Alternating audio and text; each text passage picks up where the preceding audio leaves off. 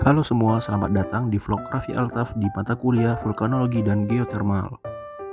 Jadi hari ini, tanggal 11 Oktober 2025, kita akan melaksanakan ekskursi ke Tangkuban Perahu nih.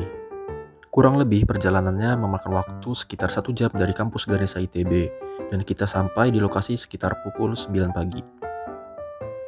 Setelah menunggu kurang lebih selama 1 jam, untuk teman-teman Cirebon sampai ke Tangkuban Perahu, kita langsung bergegas nih menuju Ontang-Anting untuk berangkat ke atas menuju lokasi utama kita. Dengan menggunakan kendaraan, jarak dari lokasi Ontang-Anting ini menuju lokasi utama yang terletak di atas membutuhkan waktu sekitar 15 menitan.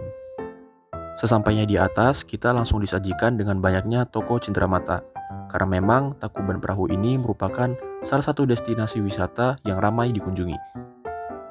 Di Tugu Puncak bagian atas ini, kami sedang mendapatkan pematerian dari Bapak Kristanto, perwakilan dari Pusat Vulkanologi dan Mitigasi Bencana Geologi, Bandung. Beliau menjelaskan bagaimana sejarah terbentuknya, asal-muasal, serta beberapa peristiwa geologi yang terjadi sehingga pada akhirnya terbentuk Tangkuban Perahu. Di tengah bagian bawah cekungan ini terdapat salah satu manifestasi yang kita kenal sebagai Kawah Ratu. Dan apabila kita perhatikan secara seksama, di ujung sana terdapat sebuah bangunan kotak berwarna abu-abu. Bangunan tersebut memiliki sistem solar panel dan juga GPS. Jika kita melihat di bagian sisi yang lain, tepatnya di bagian kiri cekungan, terdapat sebuah bangunan yang berfungsi untuk memantau perubahan gas yang naik ke permukaan. Selanjutnya terdapat penjelasan dari Pak Mamai. Beliau menjelaskan mengenai proses terjadinya Tangkuban Perahu dari sudut pandang cerita rakyat yang beredar dan kaitannya dengan proses geologi yang terjadi di daerah tersebut. Kemudian dari atas kita berjalan menuju ke bawah, berangkat menuju lokasi berikutnya yaitu Kawah Domas. Kawah Domas sendiri terletak di bagian selatan dari Kawah Ratu. Bisa dibilang perjalanan menuju Kawah Domas ini cukup melelahkan. Alasannya adalah karena rutenya yang cukup panjang, menurun, serta membutuhkan waktu yang cukup lama, yaitu sekitar 1 jam dengan berjalan kaki. Sesampainya di lokasi Kawah Domas, kita langsung disuguhkan dengan banyaknya manifestasi-manifestasi yang muncul di area permukaan. Selain itu, kita juga bisa melihat banyaknya batuan-batuan yang teralterasi karena adanya atau hadirnya sistem panas bumi di bagian bawah. Di sesi ini, kita belajar lebih lanjut bersama Pak Mamai mengenai mineral dan juga fluida yang ada di daerah Kawah Domas. Sebut saja gas CO2 dan juga fluida SO4 yang menandakan bahwa Kawah Domas berada di zona upflow. Meskipun Kawah Domas telah teridentifikasi memiliki sistem panas bumi yang baik di bawahnya, Pak Kristanto menjelaskan alasan dibalik mengapa tidak dibangunnya PLTP di bagian atau daerah ini. Oke, jadi sekarang kita lagi di Kawah Domas. Jadi Kawah Domas itu merupakan satu sistem geothermal yang identik dengan magmatic geothermal system. Lalu di sini ada manifestasi yang menunjukkan adanya sistem panas bumi di bawah permukaan.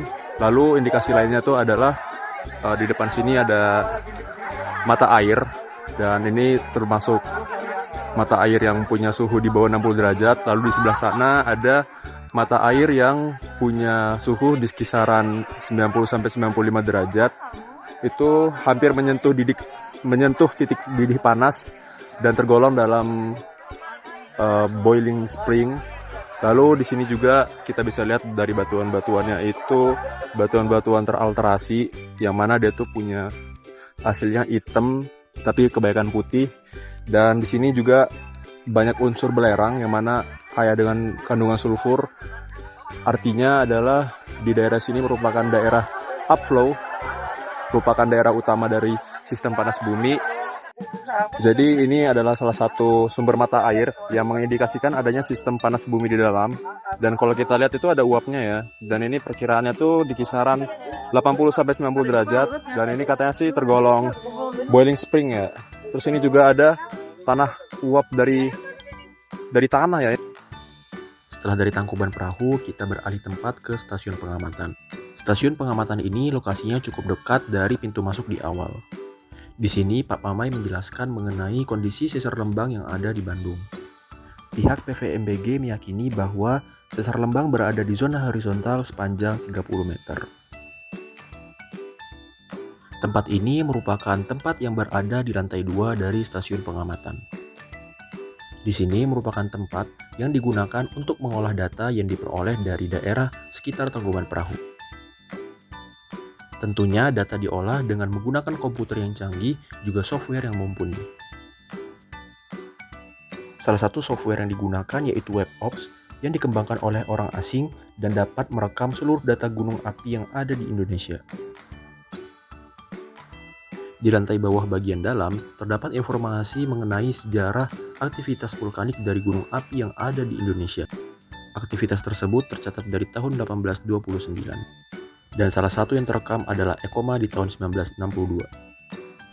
Berikut ini adalah peta Tangkuban Perahu lama yang belum dimodernisasi. Terdapat pula informasi mengenai jenis gempa yang terekam di daerah gunung api Tangkuban Perahu. Di antaranya adalah vulkanik dalam, vulkanik dangkal, tektonik jauh, dan lain-lain. Setelah melakukan ekskursi selama kurang lebih 6 jam, kami kembali ke kampus. Dari ekskursi ini tentunya banyak pelajaran yang dapat diambil dari vulkanologi Tangkuban Perahu. Dan cukup sekian vlog ekskursi kali ini, sampai jumpa di vlog selanjutnya. Dadah!